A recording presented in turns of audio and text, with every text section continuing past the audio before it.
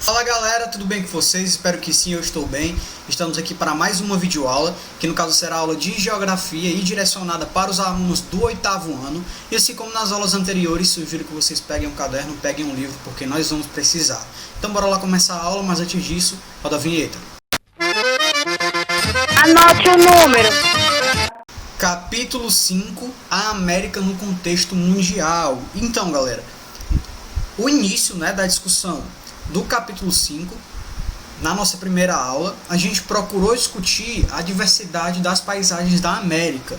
Então a gente procurou, lógico, de uma forma resumida, entender essa diversidade paisagística aqui do território americano, tá certo? A gente trabalhou de forma mais específica também o território brasileiro e a gente conseguiu entender algumas paisagens, tá? Já na nossa segunda aula, a gente procurou de fato entender as paisagens naturais da América, a partir do quê? Da análise do relevo, do clima, e a partir disso, a partir do clima, claro, a gente sabe que o clima vai influenciar diretamente ali na formação dos biomas, tá certo? Então, esse foi o conteúdo da nossa segunda aula, portanto, da nossa aula anterior. A gente entendeu as paisagens naturais da América a partir do relevo, do clima e da formação dos biomas, certo? Hoje, a gente tem como objetivo entender a regionalização e as transformações territoriais da América, tá? Então, a gente vai entender aqui agora, vai tratar de alguns conceitos da geografia, como, por exemplo, o conceito de região, regionalização, e o conceito de território, tá certo? E a gente vai usar esses conceitos aí para entender algumas perspectivas que acontecem no território americano, tá? Então esse vai ser o conteúdo da nossa terceira videoaula, da nossa aula de hoje, a regionalização e as transformações territoriais na América. Então bora lá.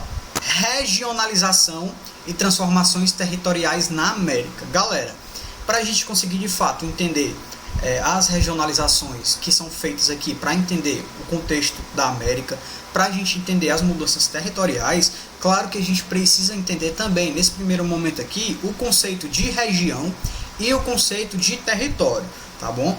O que a gente sabe também é que esses conceitos já foram vistos por vocês, tá? O conceito aí, as discussões conceituais aí em relação à geografia, ciências geográficas, são vistas lá no 6º ano, quando a gente vê o conceito de espaço, de território, de paisagem, o conceito de lugar, e a partir disso a gente também vê o conceito de região, certo? Além do conceito de território também.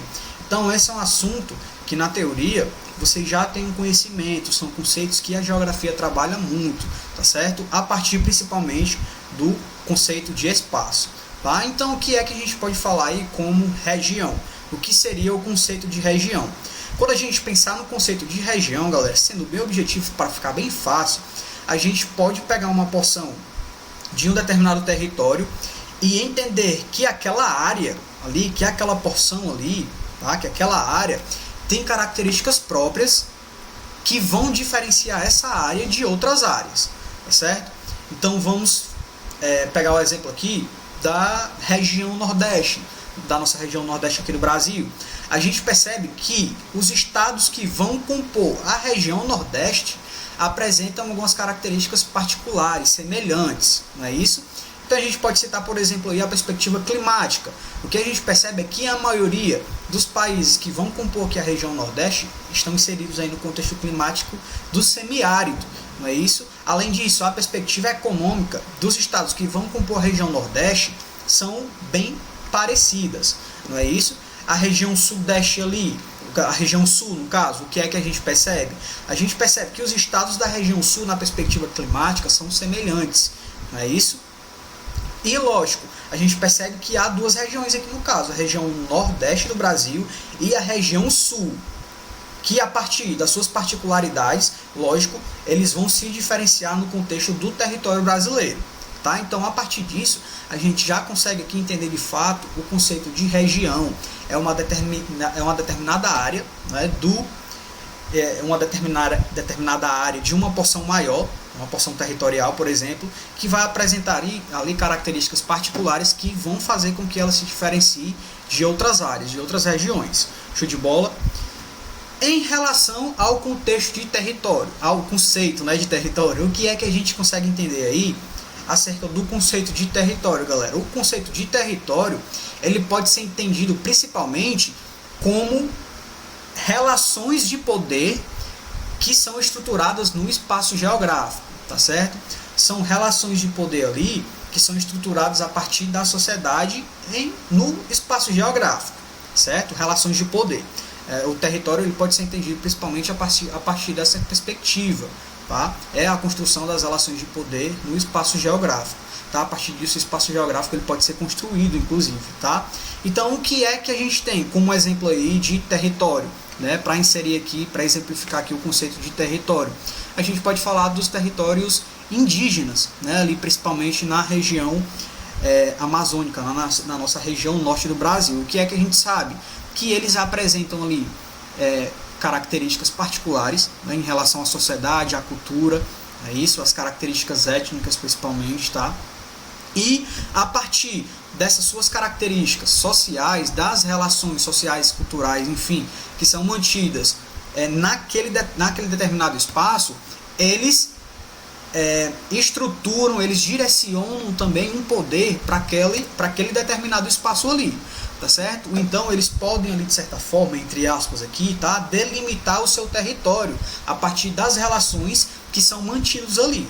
Show de bola? Então o território é isso, são as relações, né, sociais, a partir principalmente das relações de poder que são estruturadas no espaço. Show? Então, a partir da explicação desses conceitos, a gente já conseguiu entender algumas perspectivas aqui, tá?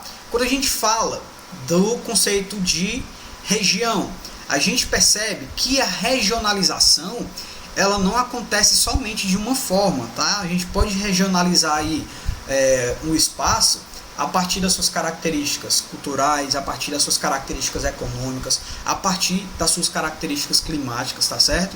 Então a gente consegue fazer esse exercício, inclusive, considerando o território americano, tá? Então, o que é que a gente tem, por exemplo, aí, no aspecto físico? Que quando a gente vai considerar aqui os contornos e a localização, a gente percebe que o continente americano, a partir da imagem que está aparecendo para vocês aí, inclusive também, o continente americano ele pode ser regionalizado em subcontinentes, tá? Vamos colocar aqui entre aspas, subcontinentes. Então a gente tem a América do Norte, a América Central e a América do Sul. Tá destacado aí para vocês, tá? Seria interessante ter uma legendazinha aqui no mapa, porém não tem, tá? Mas fica bem explícito aí. A América do Norte está em laranja, né? Uma das nossas sub-regiões no caso, né? Um subcontinente. América do Norte está em amarelo, a América Central em vermelho e, claro, a América do Sul vai estar em que, galera? Vai estar em verde, tá? Então, essa é uma forma de regionalizar aqui o continente americano na perspectiva física, com a América do Norte, a América Central e a América do Sul, certo? Porém, a gente sabe que não existe somente uma forma de regionalizar, portanto, não existe somente essa forma de regionalizar o continente americano. A gente tem também outra regionalização que vai considerar outra perspectiva, tá? Essa regionalização é bastante utilizada para entender aqui o espaço, claro, americano, e vai se basear no processo histórico de ocupação e nas características socioeconômicas e culturais que vão ser decorrentes da chegada dos europeus a partir do século XIV, galera. Então essa regionalização vai dividir o continente de quais formas? Né? Vai dividir o continente aí em América anglo-saxônica e América Latina, certo? Então a gente tem aí, ó, a América anglo-saxônica em verde, certo? E a América Latina aí, um vermelho claro, quase rosa, tá certo? Então, quando a gente vai analisar aí as terras ao norte do continente americano, a América anglo-saxônica, a gente vê que foram colonizadas pelos franceses e principalmente pelos ingleses, não é isso? Por conta do legado ali da língua inglesa sobre o Canadá, os Estados Unidos, essa região ficou aí denominada de América anglo-saxônica, tá certo? A gente percebe, galera, nessa perspectiva histórica aqui, nessa análise histórica, nessa contextualização histórica, que o norte do continente americano foi ocupado principalmente por causa de algumas semelhanças que ocorriam, né, que tem ali com o território europeu, tá? Algumas perspectivas climáticas em relação ao relevo também, tá certo? Então, os europeus colonizaram essa região aí para de fato tentarem reconstruir a vida, né, e fazer ali de fato estruturar colônias no território americano. Em relação ao sul dos Estados Unidos, o que é que a gente tem? A gente percebeu que existiam ali grandes lavouras, tá? Principalmente de algodão. E em outras regiões da América também, na América do Norte no caso, que é a nossa discussão, a indústria também se desenvolveu, tá certo? Então foi a partir disso aí que as características do povo, né, norte-americano começou a se estruturar. Na nossa imagem, o que é que a gente consegue perceber nessa região aí, que vai se estender do México ao extremo sul da América? É denominado, né, galera, de América Latina, tá? Então nela, o que é que vai predominar? Principalmente as ocupações, né, as colonizações e as administrações espanhola e portuguesa, tá bom? Diferentemente aí do que ocorreu ao norte, né? Essa região foi organizada principalmente com o objetivo de implantar uma colônia de exploração, tá? Para fornecer, claro, as riquezas predominantemente naturais, né? Para abastecer ali o mercado europeu, tá? Então, produtos das culturas tropicais, como por exemplo cana-de-açúcar, tabaco, café, cacau e, claro, principalmente metais preciosos, né? Eram produzidos e extraídos pelos africanos, que eram trazidos, claro, né, à força das suas regiões de origem e eram escravizados aqui, tá? Essas mercadorias, claro, seguiam, né, para os portos dos países colonizados e seguiam para a Europa, que iria usufruir da riqueza da América. A gente sabe disso já, né, gente? A gente viu, galera, em momentos anteriores, inclusive, que a ocupação do território, né, que brasileiro, por exemplo, aconteceu principalmente a partir do litoral, né, a partir do momento ali em que eles estruturaram ali o mercado para exportação e, além disso, geograficamente falando, a ocupação do interior era muito difícil, né, do interior do Brasil, no caso, tá certo? Então, por exemplo, o território brasileiro, ele foi ocupado principalmente, né, a partir dos bandeirantes, né, que tentavam ocupar o interior brasileiro aí a partir de formas violentas, né? Então o derramamento de sangue foi muito grande, o derramamento de sangue, né? O derramamento de sangue da população que já existia aqui, os povos indígenas, não é isso? A gente percebeu que os grandes centros urbanos começaram a se estruturar ali no século XX, né, principalmente a partir da indústria e a partir da criação de novas tecnologias, não é? A atividade mineradora, inclusive, também exigia esse tipo de mecanização de tecnologia, tá? Então, essas atividades, claro, geraram aí a intensificação da estruturação dos grandes centros urbanos do território brasileiro, tá? Então, o fornecimento de matéria-prima agrícola e mineral e, claro, de outros produtos semi-manufaturados continua sendo o principal papel da América Latina no comércio internacional. Isso a gente sabe, tá? Então o valor desses produtos, né, as commodities, é menor do que os dos produtos industrializados. Então as desigualdades estabelecidas no colonialismo, tanto na cidade quanto no campo, também se mantiveram, tá? Então com isso, o que é que a gente consegue entender? Que a desigualdade social, econômica, né, que aparece aqui no nosso contexto atual, também aparece, né, vem como reflexo aí de períodos anteriores, tá certo? De estruturas que foram estabelecidas ali no colonialismo, e a gente consegue materializar isso numa imagem que é bem conhecida pela gente, não é?